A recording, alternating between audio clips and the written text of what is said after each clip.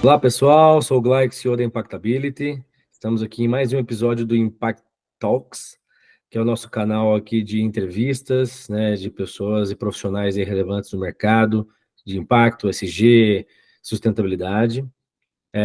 Esse episódio em especial, ele tem algo a mais, acho que, na minha opinião, pelo menos, a principal data, quando a gente fala do ambiental, é a Semana do Meio Ambiente.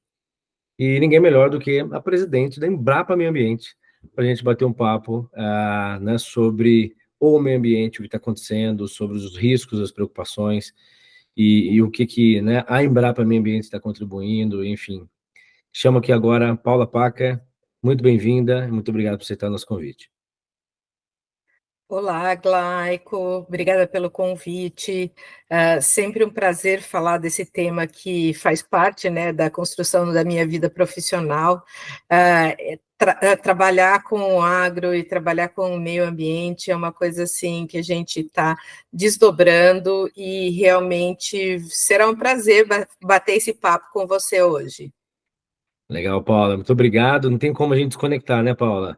Meio ambiente e agro, impossível, né, desconectar. Não é só o agro que compõe o meio ambiente, óbvio que não, mas é impossível a gente desconectar e eu sei um pouco da tua história, eu sei o quão, né, você tem se dedicado, né, tua vida profissional, podemos dizer assim, né, Paula, a questão e agora especialmente, inclusive, nos últimos anos já liderando como presidente da Embrapa Meio Ambiente. Paula, antes de começar com as perguntinhas que eu preparei aqui para você, você podia só contar um pouquinho rapidamente da tua carreira e como você chegou hoje na Embrapa Meio Ambiente, que você acha que é um ótimo exemplo, a gente tem que contar, né, a mulheres na liderança, isso é extremamente importante. Se você puder dar uma resumida um pouco da tua história, a gente começa as perguntas, pode ser?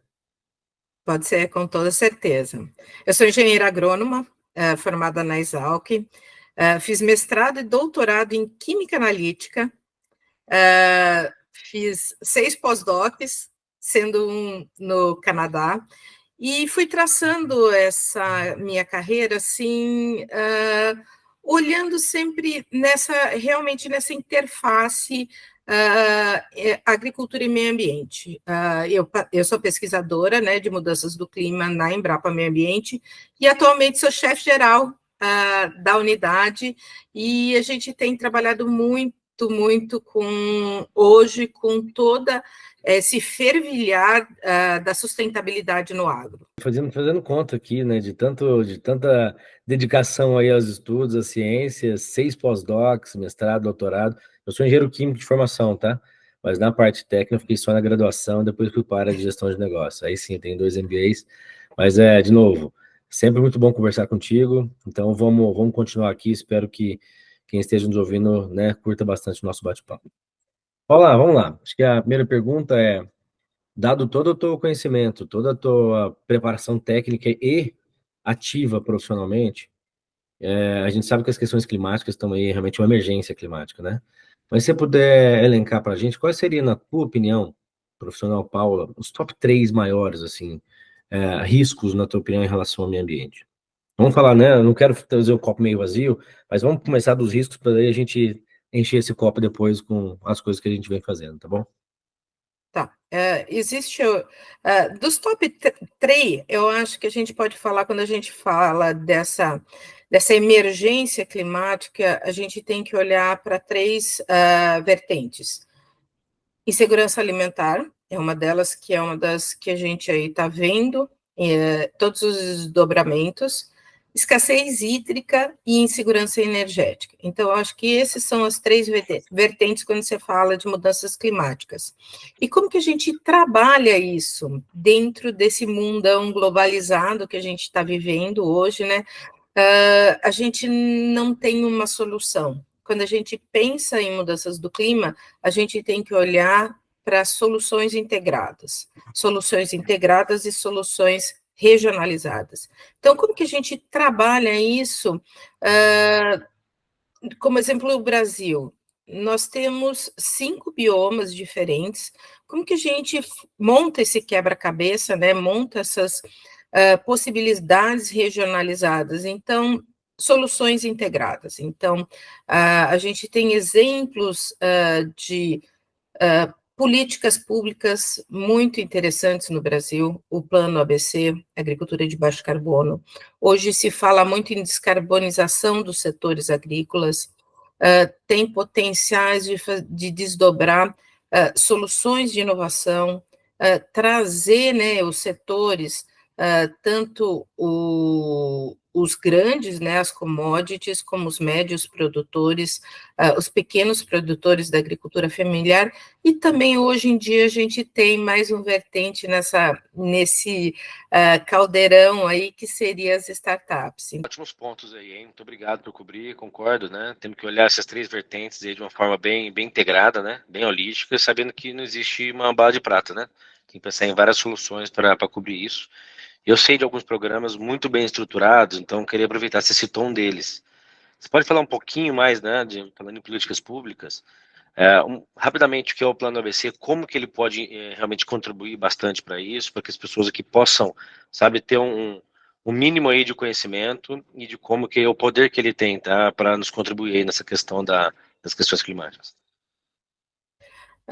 O Plano ABC, ele vem com uma política de mitigação muito forte, né? Ele teve 10 anos, de 2010 até 2020, a primeira fase, e é baseado em três metodologias, em três sistemas de manejo, né? Que é o plantio direto, recuperação de pastagens degradadas, integração lavoura-pecuária-floresta e sistemas agroflorestal, tratamento de dejetos, florestas plantadas, e no começo ele era só a fixação de biológica de nitrogênio, só que hoje ele vem com essa vertente mais olhando para os bioinsumos. Então, nessa primeira fase do Plano ABC, ele era muito com a visão de mitigação.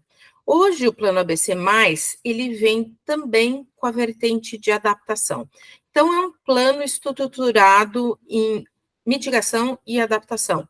Então, os fazendeiros, o pessoal do setor produtivo, eles podem ter financiamentos com juros menores quando eles se integram dentro desse plano BC.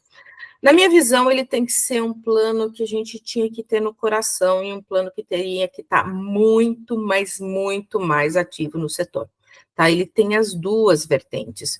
Hoje, provavelmente, ele vai ser uma base para um possível mercado de carbono quando se fala da agricultura. Ainda isso está muito incipiente, está muito numa fase gasosa, que eu gosto muito de falar, né, que está precisando materializar, mas ele está vindo tem muitos atores olhando para isso, e está um brainstorming muito interessante, tanto do poder público, privado, terceiro setor, discutindo como que a gente vai tratar esse mercado de carbono voluntário no Brasil.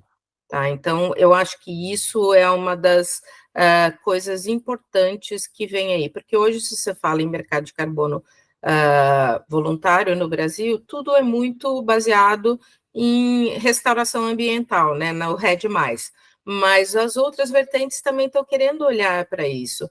Mas não só no mercado de carbono, eu sempre acho que a gente pode olhar para a valoração dos produtos que realmente tenham esse olhar de uma agricultura de baixo carbono, uma descarbonização da agricultura. Então tem muita coisa vindo, tem programas interessantes como o soja baixo carbono, que está sendo desenhado pela Embrapa Soja, vai vir o trigo baixo carbono também, então tem programas que estão sendo desenhados realmente para essa agricultura sustentável. E ela tem que ser baseada em métricas, e ela tem que você tem que verificar, monitorar e rastrear. Então, sem essas três palavrinhas MRV, você realmente não consegue provar o que você está fazendo. Paulo, brigadão, né? Sem dúvida nenhuma. Uma das coisas, uma curiosidade, né, que me deixou super surpreso recentemente. Você sabe que eu não, minhas bases não é do agro, mas estou começando agora a interagir com esse mercado já há um ano. Mas uma novidade assim que chegou até mim, uma informação de que o Brasil é um dos únicos países que já adota o modelo de plantio direto, e que isso não é nada comum, né, nos Estados Unidos, por exemplo, né, para eles lá é uma grande inovação, você fazer um plantio direto. Inclusive, eu soube disso em várias discussões sobre adicionalidade, né, de iniciativas que adicionam realmente para a economia de baixo carbono, né? Mas, enfim, muito interessante. E, sem dúvida nenhuma, o mercado de carbono no Brasil voluntário ainda precisa de muitas regras, além de, em paralelo, está sendo bastante discutido o mercado voluntário, né? Mas, para o agro, eu concordo que é muito mais complexo, né? Eu conheço já bastante o mercado de carbono, eu sei que, especialmente para o agro, além de mudanças do solo, né, tem a parte também da pecuária, quando você fala de digestão entérica, né? Então, tudo isso, né, conta bastante, né, quando a gente calcula as emissões como um todo de um país, de uma região, e é algo que eu tenho certeza, eu sei dos trabalhos aí que a Embrapa está se dedicando, né? Várias Embrapas, né? Como você disse, tem Embrapa Soja, tem Embrapa Trigo e tem Meio Ambiente. Sem dúvida nenhuma, isso vai ser de muita importância e um guia muito bem claro para que todos possamos utilizar isso. E eu queria falar um pouquinho mais sobre um outro ponto, se você puder falar sobre o RenovaBio para a gente. Conta um pouquinho mais do RenovaBio, o papel que ele tem para contribuir nessa agenda climática, nessa agenda aí do meio ambiente. Ele é um programa de emissões evitadas, né? E ele é um programa para biocombustíveis. Ele foi desenhado, a gente estava vendo, ele começou em 2016. Então, ele foi desenhado baseado numa calculadora que chama RenovaCalc, que foi concebida pela equipe da Embrapa Meio Ambiente, e essa calculadora é a calculadora que calcula todas as emissões no processo inteiro e as emissões evitadas, as quais você tem os CBIOS, né, que são o dinheiro, né, que é negociado nas bolsas de valores. Então, essas emissões evitadas são negociadas na Bolsa de Valor. Então, é um programa que foi desenhado dentro do Ministério do Meio Ambiente, do Ministério das Minas e Energias, e é um programa muito bem estruturado. E eu acho que muito do programa, muito do RenovaBio, ele vai ser transferido hoje para qualquer programa que seja construído dentro do Ministério da Agricultura ou em conjunto com o Ministério do Meio Ambiente. Toda essa base de cálculo, ele tem que vir de uma pegada de carbono, seja baseada em análise de ciclo de vida, agregando também o GHG Protocol. Então, toda essa métrica, ela tem que começar a acontecer.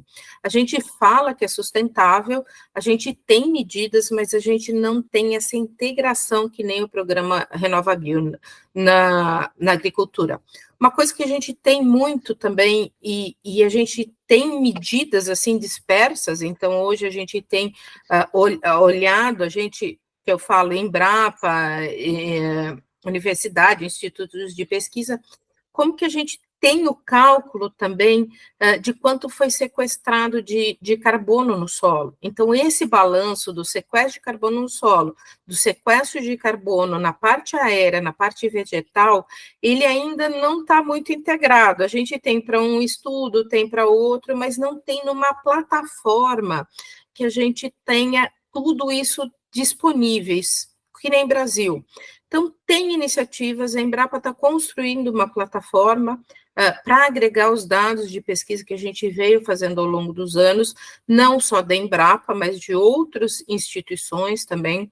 Tem outras iniciativas que estão acontecendo por aí, pelas universidades. Então, é assim, está tudo muito fervilhando, e eu acho que a gente está num momento realmente de agregar isso, então, em plataformas, seja ele no instituto ou em outras coisas. Então, está aí nesse momento, porque a gente está traçando o inventário, né, de gases de efeito estufa do Brasil, vai começar uma fase, e é muito engraçado, eu trabalho no inventário eu fiz o 3º e o 4º inventário, que eu comecei a trabalhar no inventário. Eu nunca vi o setor produtivo tão interessado nos dados que estão no inventário. E como eles querem colocar essas iniciativas de agricultura de baixo carbono, de descarbonização, dentro do inventário, esse balanço, porque o inventário só mostra as emissões, e ele não mostra o balanço. Então, são coisas que a gente precisa olhar, porque o Brasil é totalmente diferente dos outros países do mundo, então, em termos de emissões. Então, a gente tem que mostrar isso com essa tropicalização que todo mundo tem trabalhado, toda a ciência brasileira tem trabalhado nisso aí. Não, é isso aí. Muita coisa do mercado de carbono foi definido padrões globais, né? Padrões europeus, quando a gente fala de Verra, né? Né? Tem estudado bastante sobre adicionalidade e é importantíssimo a gente tropicalizar, né? Então, todas essas calculadoras, todo esse envolvimento de vocês da Embrapa, né? Com pesquisa, mas também com todo esse trabalho já mão na massa aí também para entregar algo pronto, para quem quiser analisar, é super importante, porque você começa a normalizar, começa a trazer todo mundo para a mesma página. Isso só, na minha opinião, só é possível fazer a hora que você realmente entende, né? Tem que ter empatia, você tem que tropicalizar, você tem que entender o que está acontecendo no seu ambiente, né? Não dá para aplicar uma regra global para os locais, né? Enfim, falando disso, falando um pouco de aterrissar, né? Falando aí um pouco de tropicalizar, gosto muito de inovação, né? Então vamos falar um pouquinho de inovação. Você citou lá atrás que políticas públicas, né? Descarbonização, a gente já falou bastante, mas você falou também de inovação. Como que você vê a inovação na prática? Como que está acontecendo? Acho que podemos citar também a Agnest, que é um projeto que inclusive estamos Com juntos, né? certeza. Mas como que você enxerga a inovação e o ecossistema de inovação acontecendo? Então já antecipo duas perguntas em uma. E, na tua opinião, o papel da Agnest em tudo isso, né? Como solução para esses nossos grandes problemas aí do meio ambiente? Eu acho que tem 3 vertentes e 2 transversais aí nessa nossa conversa. A sustentabilidade, a revolução dos bios, né? Eu acho que ela tem que estar dentro, e o digital. E transversalmente a gente tem as políticas públicas e a inovação. A inovação aí está fervilhando. Eu acho que a gente passou de um momento muito. Mas isso acho que é um movimento mundial, muito encruado em termos de ciência. E a globalização veio com essa galera nova olhando para essa inovação e não tendo medo realmente de testar. Então, o mundo está muito rápido hoje. E a inovação, eu sempre falo que a inovação, principalmente quando a gente trata de 2 vertentes totalmente opostas, né? Quando você fala da ciência junto com a inovação, você tem uma mistura que você traz novas possibilidades para o setor produtivo. Então, eu vejo muita inovação assim como uma agregação dessa. Eu gosto de falar galera mesmo, é horrível falar isso, mas essa galera que está vindo aí com essa cabeça diferenciada e trazer a ciência junto. Aí você traz, você multiplica ou você escalona a possibilidade de trazer coisas para o setor.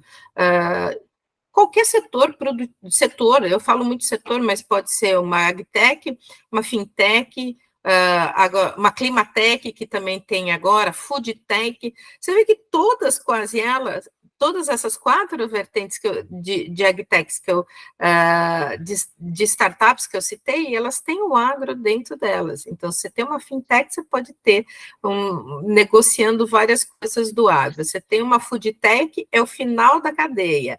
Você tem uma agritech, é a coisa dentro da porteira. E você tem as climatechs, que hoje, sem sustentabilidade, sem tratar de mudanças climáticas, você também não tem um produto assim palpável na mão. Então, eu acho que essa agregação ela é muito importante. Falando em Agnest, eu não posso deixar, eu falo com muito carinho, hoje eu sou a presidente, né, do Conselho Gestor do Agnest. O Agnest é uma solução extremamente disruptiva, é um local disruptivo que a gente vai trazer ciência e startups juntos sobre a batuta, né, da Impactability aí, e que a gente está esperando muito. Foi uma construção de um modelo de negócio totalmente diferente. A gente tem Farm Labs, acho que tem um Farm Lab lá em Londrina, aí em Londrina, né? Tem um Farm Lab em Londrina, tem alguns espalhados, acho que pelo Brasil não tem muito, se tiver o de Londrina, o Agnest, eu acho que não tem mais nenhum, tem alguns ao redor do mundo, mas eu acho que a grande diferença do Agnest, que né, a gente já comentou várias vezes, é a possibilidade de você ter todas essas, as 4, né, empresas fundadoras, né, que são a Bayer, a Jato, o Banco do Brasil e a Embrapa, e a Nutri, infelizmente, saiu, tendo todo esse pacote tecnológico que vem com essas empresas e podendo ter um selo Agnest no futuro, quando a gente estiver desenhando. Eu participei da criação do Agnest desde 2019, eu lembro o dia que eu sentei a primeira vez com o Vitor Mundo para a gente desenhar realmente, foram anos para a gente desenhar esse modelo de negócio totalmente diferente, numa parceria público-privado, que pode desdobrar em coisas assim, que vai desdobrar em coisas fantásticas aí. E eu gostaria que você, agora eu vou devolver a pergunta, que você falasse um pouco do Agnest, como entrando agora, né, nessa jornada aí, tratando de inovação.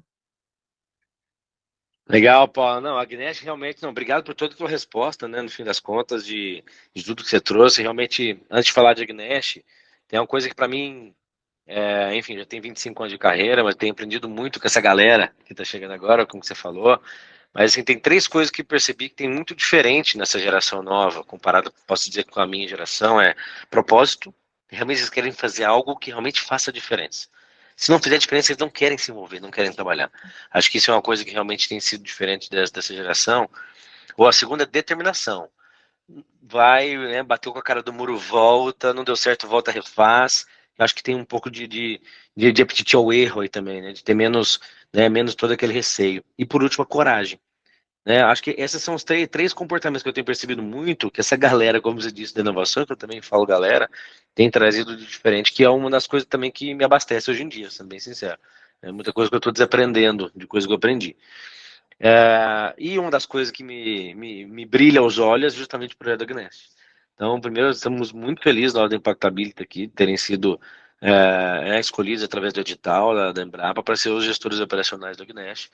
E eu vou roubar aqui, sempre roubo a frase da Jana. Né? Para mim, o Agnest é um ativo e um ativador do ecossistema de inovação do agro. Como você disse, ele reúne ciência, academia, corporativo, né? Essa galera que é exatamente o ecossistema de inovação de startups para testar em um único espaço, todo mundo junto e de maneira integrada, né, com uma realidade rural, né, de fato, numa fazenda. Não é uma fazenda só para experimentar loteada, né, Paulo, como você bem falou.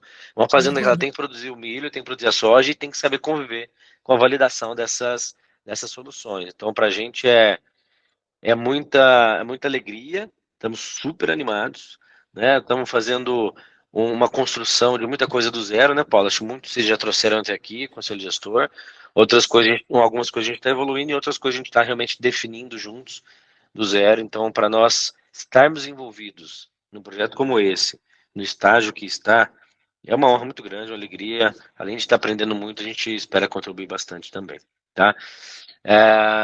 Enfim, acho que muita coisa que a gente falou, e você comentou sobre, né, food tech, agritech, né, acho que depende muito em que estágio que tá, né, até eu brinco, falo com minha filha, ó, essa batatinha que você tá comendo, que você comprou no mercado, é agro, tá, ela teve que ser plantada lá, a batata, esse ketchup aí que você adora botar na pizza, no fim, é uma indústria do agro, né, no fim das contas, muito começa no agro, de quase tudo que a gente come hoje de maneira industrializada. E você citou uma que é Climatex. Então, eu vou aproveitar aqui para falar sobre um programa, que é um programa semente de aceleração de negócios de impacto socioambiental, que é um programa da Impactability junto com o Instituto Legado, que temos aí o privilégio e a honra de ter a Embrapa Meio Ambiente como nossa apoiadora, né, como a nossa empresa madrinha, porque a gente vai lançar agora, no mês de junho, a edição Climatech do programa Semente. Acho que é importante a gente estar tocando esse assunto, a gente vai fazer esse lançamento durante a nossa Semana do Meio Ambiente, e fico muito feliz, Paula, de ter vocês, ter a Embrapa Meio Ambiente aí nos apoiando nisso, tá? Que uma das vertentes que a gente vai ter é a agrosustentável. Além de descarbonização, como todo, especialmente industrial, e cidades resilientes. Então, as Climatex estão aí para nos ajudarmos a resolver os problemas crônicos que a gente tem, que as empresas tradicionais, as empresas que eu digo 2.0, e o setor, né, o terceiro setor, o 3.0, só os dois juntos não conseguem. Então, eu gosto muito desse conceito das empresas 2.5, que na sua grande maioria são startups, né, que o modelo de negócio dela é resolver algum problema crítico socioambiental. Então a gente quer ajudar a desenvolver e fazer um programa de aceleração mesmo desses empreendedores e empreendedoras, né, vocacionados, tendo esse tema de Climatec como tema, tá? Então, Paulo, obrigado. A gente vai se encerrando por aqui, mas vou deixar você dar suas últimas palavras, tá?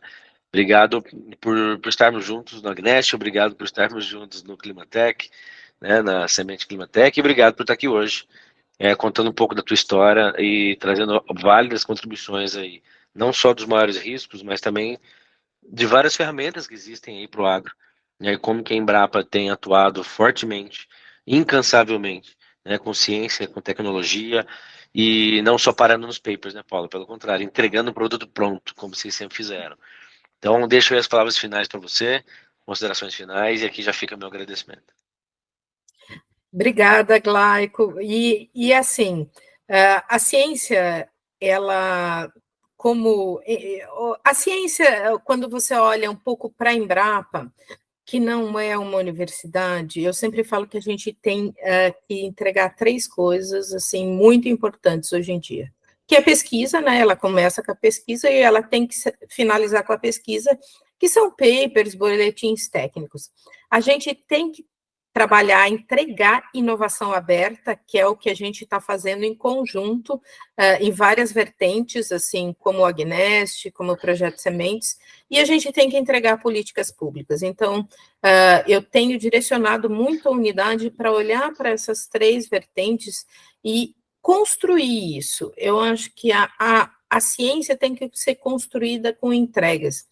A ciência não pode mais viver de papers que ficam dentro da gaveta.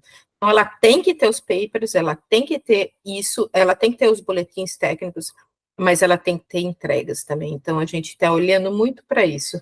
E acho que eu falei um pouco de mim, eu falei um pouco da trajetória, e eu gostaria realmente de estar sempre aí junto com vocês. E falar de meio ambiente é falar do que eu gosto, é traçar é a finalização do roadmap da minha carreira, né? Do que eu tenho feito ao longo desses anos. Legal, Paula, de novo, muito, muito, muito obrigado, tá? Foi um ótimo aqui, um bate-papo, espero que vocês que estão nos assistindo aí tenham gostado dessa conversa aqui, extremamente rica. Pessoal, fico por aqui então, concluo mais um Impact Talks da Impactability. É um canal criado para a gente debater, trazer profissionais de extrema relevância que contribuem para o mercado de impacto, sustentabilidade, ESG. E hoje falamos aqui com a Paula Packer, presidente da Embrapa Meio Ambiente, com várias contribuições aí de como, né, a carreira dela, os maiores riscos que ela enxerga, mas as ferramentas e que a Embrapa tem desenvolvido em todas essas décadas de trabalho, né, a inovação, a tecnologia e ciência trazidas aí de uma forma prática para que todos possam usá-la, possam consumi-la da melhor maneira possível. Então, a todos, muito obrigado, e fiquem ligados, nos sigam aqui no nosso canal e esperem por os próximos episódios aí do Impact Talks da Impactability. Muito obrigado.